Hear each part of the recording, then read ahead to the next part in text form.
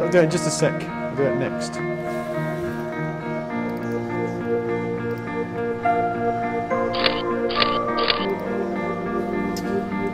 Okay. Here's my baby. It's my Hasselblad, which is a fantastic camera.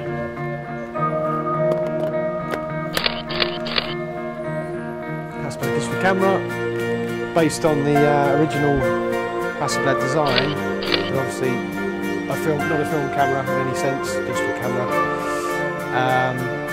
Been in production since 1950 odd.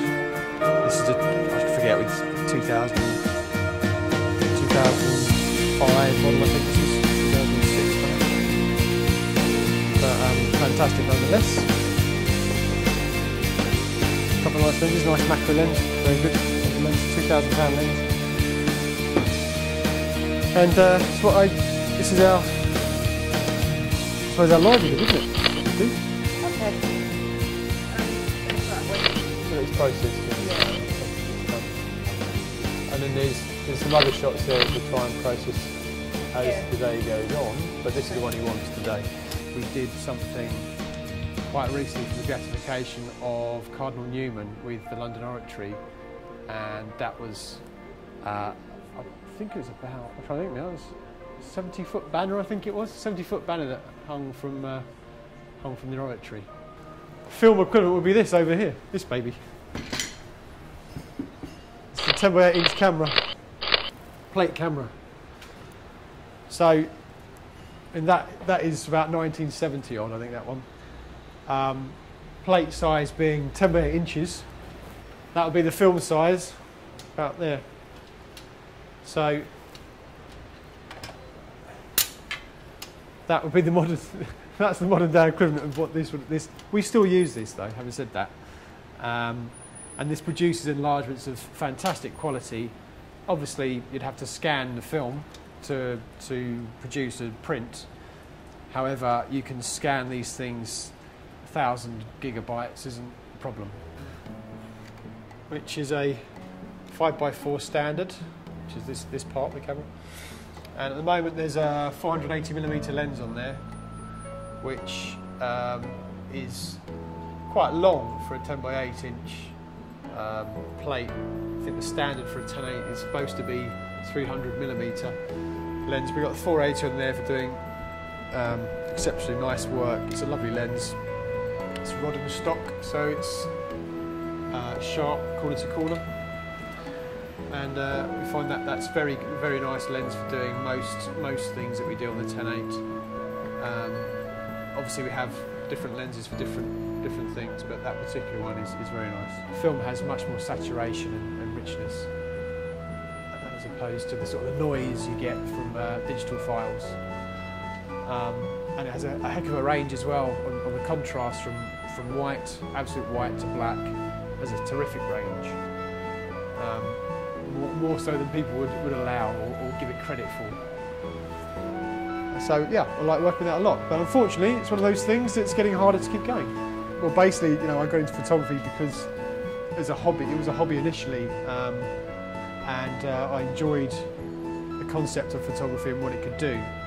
I wanted to learn more, but also having an arts background, I enjoy art, and this particular job as a fine art photographer, photography of works of art came about, which I got into, and was fascinated instantly by things like this and the works of art that we'd get to work with, and it just captured me straight away. So, you know, I just sort of went through, started as an assistant technician, and worked my way up. So this will post year 2000, but in actual fact we've got negatives going back to about 1930, with the ledgers backing that up, going back to 1919 when the company began in 1919. Some of the old ones up there, but we've got large format negatives in here, colour black and white, and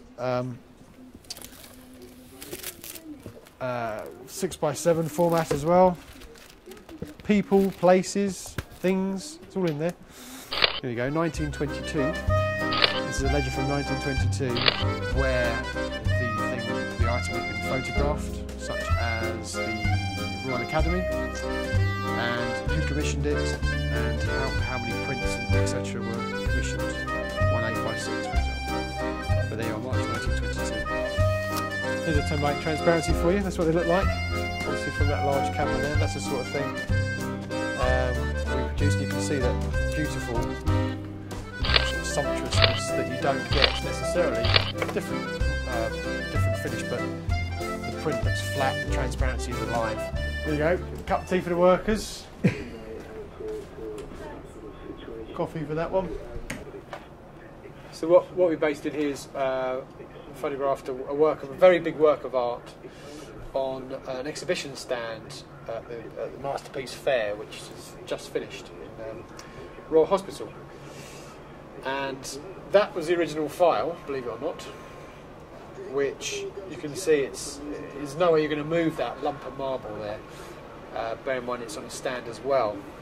So what Sharon did here is, obviously I patched it up as best I could with bits of this particular colour that they like, and around the plinth, and then Sharon has basically cleaned that up somewhat, so it's still on there rather than being put onto a just digitally. use that and just blended that in really, and this. Yeah, this one was huge, so that background was 12 foot wide in a very large warehouse, but didn't fit on. So yeah, Sharon, basically you extended that, didn't you? Yeah. And we get a lot of that, but that's a case in point where once it's down, you can't lift. You can put it together. You can't lift it. The installation shot. So that was about 3 shots to get that wall, and the screen. And the screen to get it all lined up. Yeah. Together. And then you put it together, Stitched it together. Yeah. Why? Because the lens wasn't wide enough, or. And so this is I added. think it was. Is this added? No, it's the back wall. No, it's all there. I think it was. The difference was the screen, but we put the screen in because I think I had to do 2 exposures, one for the screen and one for that, because that. To get everything shown. Yeah, I think that's a funny story. Having the Royal Warrant, we get access to some very privileged spaces that the general public would normally get. And a few years back, I was asked to accompany an artist, a very well-known artist, who was commissioned to paint the Duke of Edinburgh. And basically, he was given 3-hour sittings to paint, which was anywhere near enough for an artist. So they need to do sort of 30 hours. He was given 3 hours, and he said to me, "The only way I'm going to do this is if I get photographs of the Duke of Edinburgh. I'll give up one of my sessions for me to photograph." Fine, no problem at all. Sounds great. Opportunity of a lifetime. I'll do it. So went along on the last session that he had, met the Duke of Edinburgh, and took a load of shots. The artist was with me saying, "I want a shot there and a shot there," and he did all these shots to build up a sort of model of his face. And the Duke went, and he went to the Statement of Parliament shortly after that, and we were asked to leave the palace, and the artist were about to leave, so he had to spray his painting fixative. He was worried he would go out there and it's still wet. And of course, we're in Buckingham Palace. He said, "Well, I don't want to spray aerosol in here. It's going to stink." So he said, "I think I'll just go out and get to open the window." So he goes to the window and opened it, and just sprayed outside, and then came back in again. And then about 5 minutes later, there's a knock at the door. Special services come in, and they go, "I'm sorry, sir, did you just open the window?" And he said, "Yeah." He said, "Do you know which window that is?" And we were in the room next to the royal balcony. We had no idea. So of course, the window had opened. All these people got, "Oh!" and started taking photos of this thing. You saw a hand come out of this painting of the Duke of Edinburgh, and spray and go back in again. And it was brilliant, really good. And we were asked to leave, and they basically kicked us out. But it's the royals are the ones that the royal family, as lovely as they are, there's always a story to the company. That was priceless. Give time for special services. Leave the premises.